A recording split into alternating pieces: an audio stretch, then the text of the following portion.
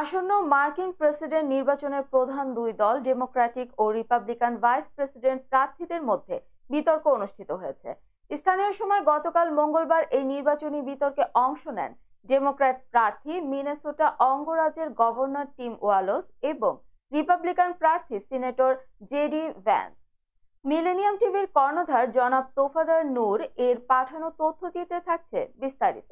School resource officers, because the idea that we can magically wave a wand and take guns out of the hands of bad guys, it just doesn't fit with recent experience. So we've got to make our schools safer, and I think we've got to have some common sense bipartisan solutions for how to do that. Governor, you have 2 minutes.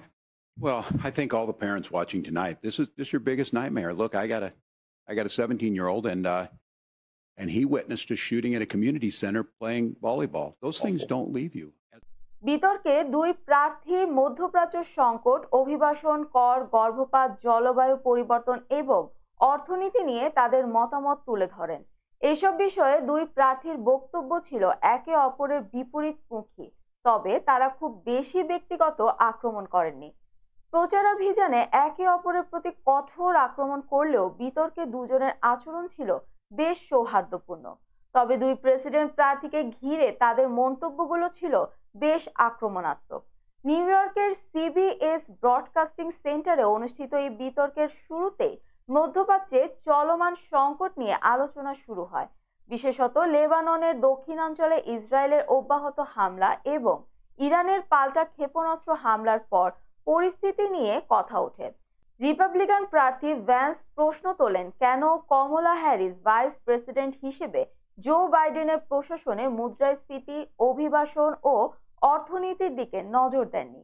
তিনি বলেন, যদি কমলা হ্যারিসের মধ্যবিত্তের সমস্যার সমাধানের এত মহৎ পরিকল্পনা থাকে তাহলে ভাইস প্রেসিডেন্ট থাকাকালীন কেন সেগুলো বাস্তবায়ন করেননি।